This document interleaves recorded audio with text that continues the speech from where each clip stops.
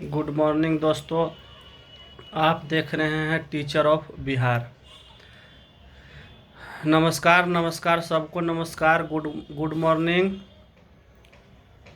जय हिंद सबको, जय हिंद। तो आज हम लोग जुड़ेंगे, कुछ मुद्दा है उस पर बात करेंगे।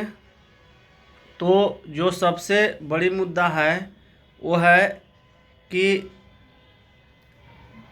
जो बीपीएससी और शिक्षा विभाग के ओर से आज जो न्यूज़ में देखने को मिल रहा है कि बीपीएससी एक एग्ज़ाम कैलेंडर जारी किया है। उस एग्ज़ाम कैलेंडर में यह बताया गया है कि प्रत्येक साल बीपीएससी शिक्षक का नोटिफिकेशन आएगा और प्रत्येक वर्ष बहाली होगा।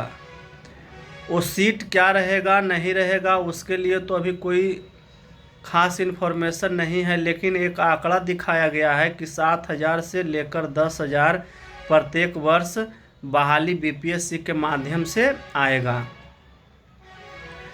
तो अब हम लोग को ये देखना है कि सीट सरकार निकालती है, उसको पूरा फुल करने का मंशा नहीं रहता कि पूरा बहाली करें, इसलिए कि उसी सीट को बार बार बीपीएससी के माध्यम से हर एक साल निकालेगी। कभी 10,000, कभी 20,000, कभी 30,000 और कुछ बहालियाँ कर देगी, जिससे क्या होगा कि स्टूडेंट या विद्यार्थी के बीच में ये एक भावना रहे कि प्रत्येक साल तो बहाली आ रही है। शिक्षा विभाग में जो है वो बीपीएससी टीचर का बहाली आ रहा है, यानी कि कोई कुछ बोलेगा नहीं। तो चलिए, जो है ये तो बात है, जो भविष्य का बात है, उस पर तो हम लोग ज़्यादा कुछ नहीं अभी जाएंगे। मेन जो देखना है हम लोग को कि अभी जो बहाली निकली है उसमें सीट कैसे बढ़ाया जाए। जो बीपीएससी टीआरई फेज 1 का जो सीट जो है 1,20,000 रिजल्ट आने के बाद जो सीट बच गई है, उस सीट को यानी लगभग समथिंग 50,000 से ऊपर जो सीट बची थी, उस सीट को टीआरई 2 में कैसे जोड़ा जाए, इसके लिए हम लोग को क्या करना चाहिए, इस पे आज बात करेंगे।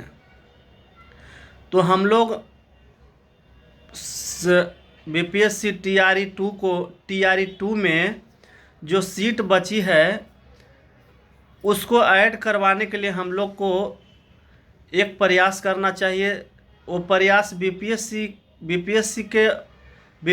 के पास तो हम लोग लिखित देंगे ही देंगे, लेकिन शिक्षा विभाग पे भी दबाव बनाना है कि जो सीट रिक्तियां बच रही है वो रिक्तियां को बीपीएससी टीआरई 2 में जोड़ा जाए, जिससे कि फेज 2 में जो 70,000 का जो नोटिफिकेशन 69,000 आया है, उसमें 50,000 और ऐड हो जाएगा तो लगभग 1,20,000 हो जाएगा। तो अधिक से अधिक विद्यार्थी जो हैं वो सेलेक्ट होंगे। तो इस पे काम करना है, क्योंकि बीपीएससी जो है उस बीपीएससी के पास जितना सीट अधिक से अधिक रहेगा उतना अधिक से अधिक रिजल्ट देगा, और सीट नहीं रहेगा तो रिजल्ट कहाँ से देंगे। इसलिए अधिक से अधिक सीट बढ़वाने का कोशिश किया जाए। हाँ, एक चीज़ तो देखिए ना, कल का जो इन्फॉर्मेशन है कि अब हम लोग का जो है ये नया आरक्षण लागू हुआ है, मतलब विधानसभा में पास हो गया है। अब वो आगे प्रोसेस के लिए भेज दिया गया है, यानी विधान परिषद में जाएगा। उसके बाद वहाँ से पास होने के बाद फिर राज्यपाल के पास जाएगा। राज्यपाल के यहाँ जब मंजूरी मिल जाएगा तो माननीय राज्यपाल जब उस पर मोहर लगा देंगे तो फिर वो एक कानून बन जाएगा। तो 75% आरक्षण है। अच्छा, आरक्षण दायरा को बढ़ाकर 75% कर दिया गया है, जिसमें खबर के माध्यम से ही जैसा जानकारी मिला है कि पिछड़ा वर्ग को 18% किया गया है और SC को 20, ST को SC 20 किया गया है, ST को अत्यंत पिछड़ा यानी जो भी है उसमें सबको कैटेगरी वाइज डिवाइड कर दिया गया है जितना जितना जिनका चाहिए। और जो सामान्य वर्ग है EWS का जैसे 10% था उनका 10% ही है, वो उनका स्थिर है, उसमें किसी प्रकार का कोई छेड़छाड़ नहीं है। इस इधर जो भी है इसको 75% बढ़ाया गया है। तो जो जो जिनका आरक्षण बढ़ा है उनको तो लाभ मिलेगा ही मिलेगा। और ये तो कल माननीय BPSC के अतुल प्रसाद सर जी उन्होंने ट्वीट के माध्यम से क्लियर कर दिए हैं कि इस नोटिफिकेशन में BPSC सेकेंड फेज में इसमें किसी प्रकार का अपेयरिंग को मौका नहीं मिलेगा। तो हम लोग को ये जो भी विद्यार्थी अपेयरिंग में हैं उनको ये दिमाग से हटा देना चाहिए कि अब अपेयरिंग को मौका मिलेगा। उनका जिस क्लास 6 में या क्लास 9, 10 में या 11, 12 में वो जिनका जिस क्राइटेरिया में वो आते हैं, जिसमें वो फॉर्म उनका भरने योग्य है, उसी का तैयारी अच्छे से करे। और जिसमें अपेयरिंग है उसका तैयारी के लिए वो ना सोचे, क्योंकि अपेयरिंग को मौका नहीं मिला है। नेक्स्ट वैकेंसी में उनको मौका दिया जाएगा, क्योंकि अब क्लियर हो गया है कि प्रत्येक वर्ष बहाली होगा, प्रत्येक वर्ष होगी BPSC के माध्यम से शिक्षक का बहाली जी। और हम लोग जो एज रिलैक्सेशन, हाँ एक और इन्फॉर्मेशन मिला है और ये न्यूज़ में भी दिया हुआ है कि एज रिलैक्सेशन में और बेजाब्ते नोटिफिकेशन भी निकला है, BPSC के साइड पे है कि 10 वर्ष का छूट मिला है। जो भी कैंडिडेट जिनका मतलब 2023 के कुछ डेट दिया गया उसका पहले अगर वो CTET या STET या BTET क्वालिफाई हैं तो उनको प्रत्येक कैटेगरी को 10 वर्ष का छूट मिला है, वो किसी भी कैटेगरी का हो, उनको एज रिलैक्सेशन 10 ईयर्स है। तो अपना देख लेंगे कि किनको एज लैप्स किया है। जो कि छट रहे थे उनके लिए खुशखबरी की बात है, बहुत खुशखबरी की बात है। उनको ये सुनहरा मौका है, जिनका एज लैप्स कर गया था, एज एक्सपायर हो गया था, उनके लिए बहुत सुनहरा मौका है। इसलिए इसके लिए माननीय अतुल प्रसाद सर जी को और शिक्षा विभाग को बहुत बहुत धन्यवाद देंगे कि उन्होंने इस पे पहल किए कि जिनका एज लैप्स किया है उनके लिए भी कुछ सोचे हैं। अगर हम तो एक विनती करेंगे, एक आग्रह करेंगे शिक्षा विभाग से भी और माननीय BPSC के चेयरमैन अतुल प्रसाद सर जी भी से कि जो भी बच्चे CTET अपेयरिंग में थे या B.Ed अपेयरिंग में थे, जो भी हैं, या DLED अपेयरिंग में, उनको भी एक बार मौका मिलता तो उन लोग भी इसमें फॉर्म डालते और सेलेक्ट होते। लेकिन खैर ये तो मामला BPSC और शिक्षा विभाग का है, इसमें हम ज़्यादा कुछ नहीं बोलेंगे। अपना मंतव्य दे रहे हैं, अपना मतलब अपना राय दे रहे हैं कि ऐसा होना चाहिए। तो जो आज मेन मुद्दा था वो एज रिलैक्सेशन के लिए एक लेटर निकला है और हमारा जो आरक्षण दायरा बढ़ाया गया उस पर बात हुआ।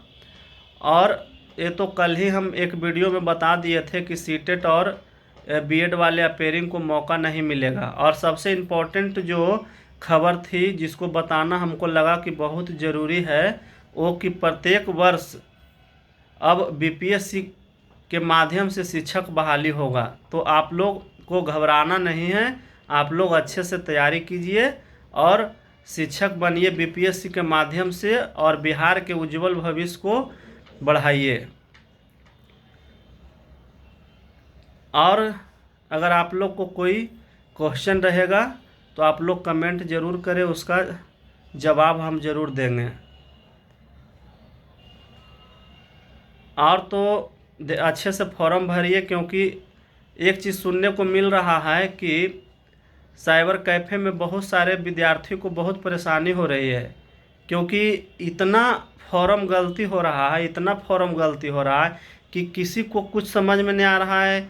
कोई कुछ पोस्ट कर देते हैं, कुछ कर देते हैं, इनका जो क्राइटेरिया फिल नहीं कर रहे हैं वो भी फॉर्म डाल रहे हैं, इसलिए थोड़ा सा फॉर्म को अच्छे से ध्यान से करें, डालें, क्योंकि इस बार जो है वो करेक्शन का मौका नहीं मिलेगा, क्योंकि समय बहुत कम है। लगता है, देखिए ना, एक चीज़ आप लोग को तो पता चल ही रहा होगा कि फॉर्म डालिएगा, आपको 25 तक फॉर्म डालने का है और उसके बाद जस्ट तुरंत दिसंबर में एग्ज़ाम है। तो आपके पास कोई टाइम नहीं है कि बीपीएससी के पास भी टाइम नहीं है कि आपको करेक्शन का डेट देगी या फॉर्म का डेट एक्सटेंड करेगी। ये सब माइंड में नहीं रखना है, क्योंकि एक बीपीएससी का नोटिफिकेशन में क्लियर कर दिया गया है कि ये जो डेट है ये अविस्तरणीय है, ये विस्तार नहीं किया जाएगा, इसको एक्सटेंड नहीं किया जाएगा। इसलिए जो डेट है उसी पे आप लोग रजिस्ट्रेशन या फॉर्म जो भी है अपना कर ले।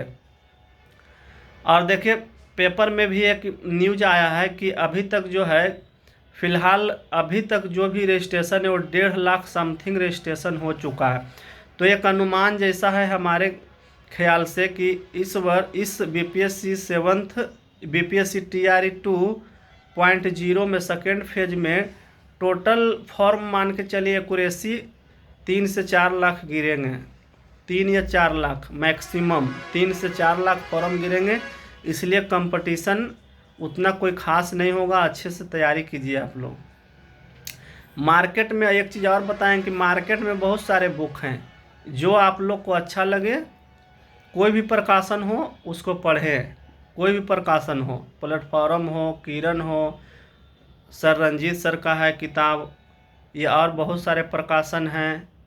कोई भी प्रकाशन हो लेकिन पढ़िए ज़रूर, कोई भी प्रकाशन से ज़रूर पढ़ें।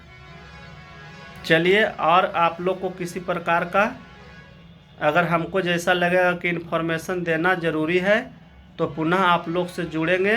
अगर ये जानकारी आप लोग को अच्छी लगी होगी तो शेयर करें, अधिक से अधिक शेयर करें और सब्सक्राइब करें। चलिए, धन्यवाद।